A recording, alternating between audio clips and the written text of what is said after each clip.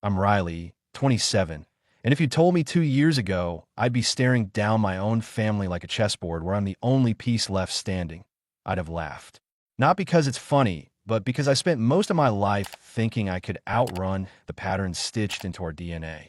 My family's not the kind you'd see on a sitcom, unless the sitcom's about passive-aggressive texts, grudges held like heirlooms, and a knack for turning love into leverage. I moved out at 22, got a decent gig as a project manager for a tech startup, and built a life in a city 4 hours from the small town where I grew up. I thought distance would be enough. Spoiler, it wasn't. Growing up, I was the fixer, the one who smoothed things over when dad's temper flared or when my older brother, Ethan, decided he was too cool to show up for mom's birthday. I'd be the one coaxing apologies, making excuses, or just sitting quietly while mom vented about how nobody appreciated her. She's got this way about her: big hazel eyes, a laugh that feels like summer, and a voice that can make you feel like you're the only person in the world when she's talking to you. People love her. Neighbors, coworkers, the guy at the gas station, they all think she's a saint. And she can be when the spotlight's on. But at home, that warmth flips to frost the second you step out of line. Cross her, and you're not just wrong, you're a traitor. I learned early that keeping the peace meant staying one step ahead. If I got a good grade, I'd downplay it so Ethan wouldn't sulk. If I wanted to go out with friends, I'd frame it as helping someone with homework to avoid mom's lecture about family first. By the time I hit college, I was a pro at dodging landmines. I majored in computer science, got a scholarship, and worked 2 jobs to cover what financial aid didn't. Mom called it abandoning the family. Ethan called it acting better than us. Dad just grunted and changed the subject. Still, I'd come home for holidays, lugging a duffel bag full of guilt and a fake smile, because that's what you do, right? You show up. You try. Things started unraveling when I landed my current job. It's not Google-level money, but it's solid, enough to pay my rent, save a little, and not panic when my car needs new tires. I didn't broadcast it, but small towns are like echo chambers. A cousin saw me driving a newer car when I visited for Christmas, and by New Year's, Mom was dropping hints. Must be nice, Riley, not having to count pennies like the rest of us. Ethan, who's 30 and still lives in Mom's basement, texted me about hooking him up with a loan for some crypto scheme he swore was a sure thing. I brushed it off, kept my answers vague, and hoped they'd lose interest. They didn't. It was late spring when the first real move came.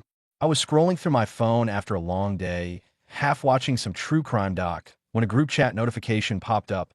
Carter Family Reunion 2024. Mom had created it, and the members were me, Ethan, Dad, my Aunt Karen, and a couple of cousins I hadn't seen since I was 12. Attached were screenshots of a lake house rental. Big wraparound porch, kayaks bobbing on a private dock, the works. Mom's message was classic. It's been too long since we've all been together. I found this gem for July. Let's make it happen. No question, no budget talk, just a link to a booking site and a heart emoji. I squinted at the details. The place slept 12, cost $4,000 for a week, and my name was already penciled in for one of the bedrooms. I texted back, "Looks cool, but what's the plan for splitting costs?" Mom replied in seconds, "Oh, Riley, you know we're all stretched thin. You're doing so well. Thought you might want to treat the family." Ethan chimed in with a, "Yeah, bro, don't be stingy," followed by a winking emoji. Aunt Karen added, "It'd mean so much to your mom." I stare at my phone, jaw tight, feeling like I'd been cast in a play I didn't audition for. Here's the thing, I could have swung it. It would have meant dipping into my savings, skipping a few months of my student loan overpayments, but I could have made it work. But it wasn't about the money. It was the assumption, the way they'd already decided I owed them this. Like my job was some communal ATM. I didn't respond that night. Or the next. By day 3, the chat was blowing up. "Mom, Riley, you're awfully quiet. Everything okay?" Ethan, "Guess he's too busy for us now." Dad, who never texts, sent a single word. "Disappointing." I finally typed, "I'm not covering the whole thing. If we're doing this, let's split it fair. I'll chip in my share." I hit send and braced for impact. The fallout was swift. Mom called, voice all syrup and steel. "Riley, I don't understand why you're making this so hard. I raise you to be generous, not selfish."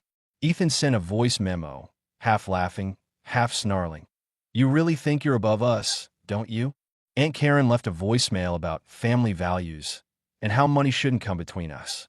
I stuck to my guns, repeating that I'd pay my part, but not the whole bill. Then came the curveball. I got a Venmo request from Mom for $4,000, labeled Family Reunion Deposit, Riley's share. I declined it, texted the group that I wasn't paying upfront without a real plan, and thought that'd be the end. I was wrong. A week later, I checked my bank account to pay my electric bill and nearly choked. My balance was $2,800 lower than it should have been. A pending charge from travel agency I'd never heard of. I called my bank, heart hammering, and after 20 minutes on hold, they confirmed it was for a lake house rental, processed through Mom's email address. She'd used an old joint account we'd set up years ago when I was in high school, one I'd forgotten to close. I felt like I'd been punched. I reversed the charge, closed the account, and called Mom. She picked up, cheerful as ever. "Riley, you changed your mind about the reunion?" "You used my account," I said, voice flat. She laughed, airy, like I'd caught her sneaking a cookie. "Oh, honey, I just needed a lock in the dates. We'd have paid you back. You didn't ask." A pause, then her tone shifted sharp. I shouldn't have to ask my own son for help. I hung up, hands shaking, and spent the next hour securing every financial account I had. By evening, the charge was gone, but so was any illusion that this was just a misunderstanding. The group chat exploded. Ethan called me a cheapskate who'd rather let the family down than share the wealth. Mom posted a long rant about how she'd sacrificed everything for us, only to be betrayed by her own blood. Aunt Karen shared a Bible verse about honoring your parents. I didn't respond. Instead, I left the chat, blocked their numbers temporarily, and tried to focus on work. But the quiet didn't last. 2 days later, I got an email from the rental agency, addressed to me, confirming the cancellation of my booking and noting a $500 non-refundable deposit loss. Attached was a note from Mom. "Thanks to you, we've lost money we didn't even have. Hope you're happy." I wasn't happy. I was furious, not just at her, but at myself for thinking she'd stop at a group text tantrum. The next move came out of left field. I was at a coffee shop, tweaking a project timeline, when my phone buzzed with a text from a number I didn't recognize. "Riley, it's Aunt Karen. We need to talk about your mom." I frowned, unblocked her number, and called. She sounded nervous, not her usual preachy self. "Your mom's saying you stole from her," she said. "That you promised to pay for the reunion, then backed out and cost her thousands." I laughed, bitter. She used my account without permission. I reversed a fraud charge. Karen hesitated. She showed U.S. bank statements. Said you agreed to cover it, then changed your mind. Bank statements? My stomach twisted. Mom had access to that old joint account's history, enough to spin a story if you didn't look too close. I explained everything to Karen, the text, the unauthorized charge, the reversal. She listened, but I could hear the doubt creeping in. "I just don't know why she'd lie," she said finally. "She's heartbroken, Riley." I hung up, feeling like I'd lost a game I didn't know I was playing. That night, I dug through my email and found a forwarded message from Mom to the family, sent the day after I reversed the charge. It was a sob story, how I'd promised to fund the reunion, how I'd stolen her deposit by canceling, how I'd turned my back on everyone. Attached were screenshots of our old account's transactions, cropped to show only the withdrawal, not her name on the booking. It was convincing if you didn't know the truth, and most of the family didn't. By the end of the week, the narrative had spread. My cousin Jake texted, "Dude, what's going on? Mom says you screwed Aunt Linda over." My Uncle Dave, who I hadn't talked to in years, emailed me a lecture about taking responsibility. Even Dad, who usually stayed out of drama, left a voicemail. "Your mother's crying every night. Fix this." I tried explaining to Jake, sent him the full email thread with the rental agency, but he stopped responding. The family WhatsApp group, newly formed, minus me, was apparently buzzing with Mom's version of events. I only knew because Ethan, in a rare moment of honesty, forwarded me a screenshot before telling me to stop playing victim. I thought about fighting back, posting my side online, but what was the point? They'd already chosen their story. Instead, I tightened my circle, changed my passwords again, froze my credit, and warned my bank about potential fraud. Work became my refuge. Long hours, tight deadlines, no room for family noise. But Mom wasn't done. I got a call from my landlord a week later, voice cautious. "Riley, your mom contacted me. Said you're moving out and she's handling your stuff. Asked for a key to your place." I nearly dropped my phone. "She's lying," I said, pulse racing. "Don't give her anything." He assured me he hadn't. But the fact that she tried? That was new territory. I confronted her, unblocking her number long enough to call. "Why'd you call my landlord?" I asked, no preamble. She sighed, dramatic. "I was worried, Riley. You've been so erratic. I thought you might be in trouble. You asked for a key." Another sigh. "I just want to make sure you're okay." It was bullshit, and we both knew it.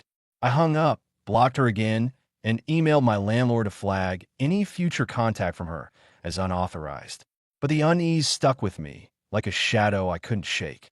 She wasn't just rewriting the reunion story. She was rewriting me, painting me as unstable, unreliable, someone who needed checking on. And she was good at it. Then came the email to my job. I was in a meeting, pitching a new client dashboard, when my phone vibrated with a Slack from HR. "Need to talk ASAP. Private." My stomach sank. After the meeting, I called them. The rep, Sarah, sounded apologetic. "We got an anonymous tip this morning. Someone claiming to be a relative said you've been involved in financial misconduct. Mentioned a family dispute over money." I froze. "It's my mom," I said, voice tight. "She's lying." I spent an hour laying it out. The reunion, the charge, the smear campaign. Sarah was kind but firm. "We have to investigate any claim like this. It's protocol." They cleared me 2 days later, but the damage was done. My team lead started giving me side glances, and I overheard a coworker whisper about drama with Riley's family. Mom had reached into my world and left fingerprints. I stopped sleeping well after that. I'd lie awake, replaying every fight, every guilt trip, every time Mom turned tears into a weapon. I remember being 15, hiding in my room while she screamed at Dad for forgetting their anniversary, only to hug him an hour later like nothing happened. Or Ethan, crashing my first car and blaming me for stressing him out. It was always my fault somehow. Too selfish, too distant, too much. Now, at 27, I saw it for what it was: control. Mom didn't just want my money or my compliance. She wanted me tethered, dependent, small. And when I broke free, she didn't let go. She doubled down. I started documenting everything. Every text, voicemail, email, even the landlord call. I saved screenshots of Ethan's forwarded chats, Mom's forwarded lies, the rental agency's cancellation notice. I backed it all up on a hard drive in a cloud server, paranoid she'd find a way to hack me. I wasn't sure what I'd do with it yet, but it felt like armor. Work was trickier. HR's investigation had rattled me, and I sensed a chill from my boss. "Mark." He didn't say anything outright, but "Is everything okay at home?" Questions felt loaded. I threw myself into projects, staying late, triple-checking deliverables, anything to prove I wasn't the mess Mom was painting me as. It worked mostly. Mark eased up, and my coworkers stopped whispering. But the stress was a low hum, always there.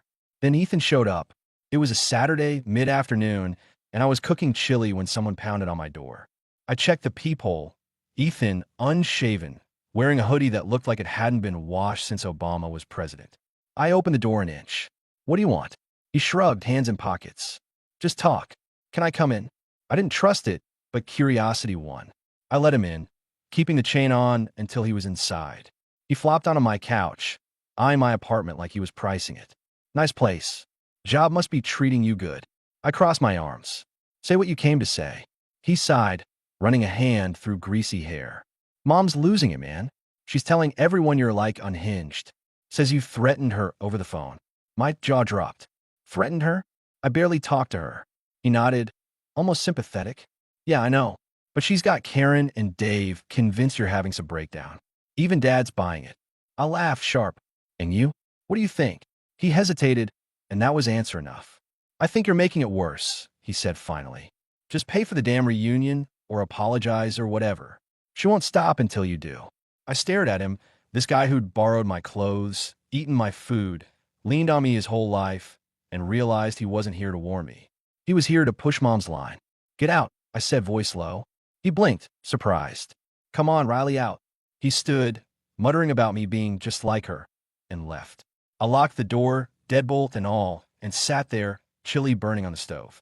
Ethan's visit wasn't a one-off. It was a signal. Mom was tightening the net, pulling in everyone she could, and I was running out of moves. The next week, I got a letter. Not an email, an actual envelope, postmarked from my hometown. Inside was a single page, typed, no signature. It accused me of financial abandonment and emotional distress, claiming I'd reneged on a verbal contract to fund the reunion. It demanded $5,000 in restitution or they'd pursue further action. The language was stilted, like someone Googled legal threat and hit copy-paste. I knew it was Mom, or someone she'd roped in. No lawyer writes like that, not one who passed the bar. I scanned it, added it to my folder, and called a friend, Mia, who's a paralegal. She laughed when I read her the letter. "This is a bluff, Riley. No case, no teeth. But it's ballsy." She advised me to keep documenting and consider a restraining order if things escalated. I wasn't there yet, but the idea lingered. Escalation came faster than I expected. I was at the grocery store, debating between almond milk and oat when my phone rang. Unknown number, local area code. I answered, thinking it might be a work thing. "Riley Carter?" A man's voice gruff. "Yeah, who's this?" He cleared his throat. "I'm at the county sheriff's office. We got a report about you harassing a family member. Need to ask some questions." My cart wobbled as I stopped dead. "Harassing? Who?" He wouldn't say, just asked if I could come to the station. I said I'd call back after verifying his identity. Cop shows taught me that much. I hung up, hands sweaty, and Googled the sheriff's number. The real one matched. I called, confirmed the guy was legit, and drove to the station, heart in my throat. The deputy, Officer Daniels, was younger than I expected, with a buzz cut and a clipboard. He took me to a small room. No cuffs, no drama, just questions. "We got a call from Linda Carter, your mother. Says you've been sending threatening texts and refusing to return money you owe her." I stared, dumbfounded. "She stole from me," I said, and laid out the whole story. Reunion, bank charge, reversal, smear campaign. I showed him my folder, which I'd started carrying everywhere. Emails, texts, the fake letter. He skimmed it, face unreadable. "This is a lot," he said finally. "Sounds civil, not criminal. But she filed a formal complaint, so we had to follow up. No charges, no arrest, just a warning to keep things calm." I left, rattled but relieved, and called Mia. She wasn't laughing anymore. "She's weaponizing the system, Riley. You need a lawyer." I hired one the next day. His name was Greg, mid-40s, with a no-nonsense vibe and a handshake like a vice. I gave him my dossier, now thick as a novel. He read it in silence, jotting notes. "Your mom's playing dirty," he said when he finished. "The bank thing's fraud, the job email's defamation, and this sheriff's stunt? That's abuse of process. We can hit her with a cease and desist, maybe a harassment suit, if she keeps going." I nodded, feeling both powerful and sick. Suing my mom wasn't on my vision board, but neither was losing my job or my sanity. Greg drafted the cease and desist, a 2-page missile listing every incident, every lie, with a clear threat of legal action if she contacted me, my work, or anyone in my life again. We sent it certified mail, signature required. I pictured her signing for it, her face crumpling or hardening. I wasn't sure which. The silence that followed was deafening. No texts, no calls, no emails. I checked my accounts daily, expecting a counterattack, but nothing came. Work stabilized. Mark even apologized for the HR thing, saying they'd flag Mom's email as spam. My landlord sent a new lease with a note. No more weird calls. I started sleeping again, though I kept my folder close like a talisman. Then, 3 weeks later, Ethan texted from new number. "Mom's a mess," he wrote. "Won't leave her room. Says you broke her heart." I waited, expecting guilt to hit. It didn't. I typed, "She broke her own heart," and hit send before blocking him. Mia called it closure. I called it survival. But survival's not the same as peace. I kept waiting for the other shoe to drop, and it did, just not how I expected. I was at a bar with coworkers, celebrating a project launch, when my phone buzzed with an Instagram DM from a cousin, Sophie, who'd stayed out of the drama. "Check Mom's Facebook," it said. I did, against my better judgment. Her page was public, a digital shrine to her martyrdom. Posts about betrayal by those you love most, cryptic quotes about forgiveness, and, worst of all, a fundraiser. "Help Linda Carter recover from financial abuse," it read, with a $10,000 goal. The story claimed her estranged son had drained her savings, leaving her on the brink of ruin. She'd raised $800 in 2 days, mostly from strangers and distant relatives. Comments poured in. "So sorry, Linda. What kind of monster does this?" I sat there, beer going flat, while my coworkers laughed at a table joke. Sophie's next DM was an apology, I didn't know she'd go this far. I didn't reply. Instead, I screenshotted everything. The fundraiser, the posts, the comments, and sent them to Greg. He called within an hour. This is libel, plain and simple. We can demand she retract it, threaten a lawsuit. She's soliciting money under false pretenses. I told him to do it. The next day, he sent a letter to Mom and the fundraising platform, citing defamation and fraud. The fundraiser vanished 48 hours later. No explanation. Mom's page went private. I didn't feel victorious, just tired. The family fallout was predictable. Karen emailed, begging me to stop attacking Mom. Jake posted a vague status about cutting toxic people out, clearly aimed at me. Dad sent a handwritten letter, first time in years, saying he was ashamed of how I'd torn us apart. I didn't respond to any of them. Not because I didn't care, but because caring hadn't saved me before. I kept living, work, gym, beers with Mia, a tentative first date with a guy from my running group. Normal stuff, except for the folder I still updated, just in case. Then Mom tried one last time. I got an email from a new address. Subject, please read. It was long, 3 paragraphs of her classic mix: tears, guilt, defiance. She wrote about raising me, the nights she stayed up worrying, the dreams she gave up. She said I'd chosen money over love, that I'd destroyed her health with stress. But the kicker was the end. I'm moving away, Riley. You've left me no choice.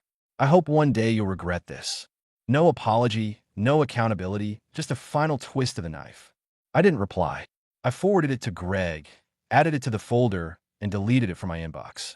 Months passed, and the world didn't end. Mom didn't move. She's still in that house, posting gardening pics on a new Instagram, per Sophie's occasional updates. Ethan got a job, moved out, and hasn't texted since. The family's quiet, either embarrassed or resentful. I don't know, and I don't ask. Work's good. I got a raise, started mentoring a new hire. My running group guy, Sam, is now my boyfriend, and he's the first person I've told the whole story to without feeling judged. Mia says I'm thriving, but I don't know about that. I'm breathing, building, moving forward. That's enough. The folder's still there, on my desk, a silent reminder. I don't open it much anymore, but I won't delete it. It's not about revenge or fear. It's proof. Proof I wasn't crazy, wasn't selfish, wasn't the villain Mom wanted me to be. Proof I fought for my life and won, not by burning bridges, but by locking the gates. Sometimes I catch myself wondering if she'll try again, if one day I'll open my door to her face, her voice, her tears. If that happens, I'll be ready. Not with anger, not with guilt, but with the truth, mine, not hers. And that's the one thing she can't rewrite. Wow, what a wild ride, right? If Riley's story had you hooked, give this video a big thumbs up, hit that subscribe button, and ring the bell so you don't miss our next crazy tale. Drop a comment below. What would you have done in Riley's shoes? Let's keep the convo going.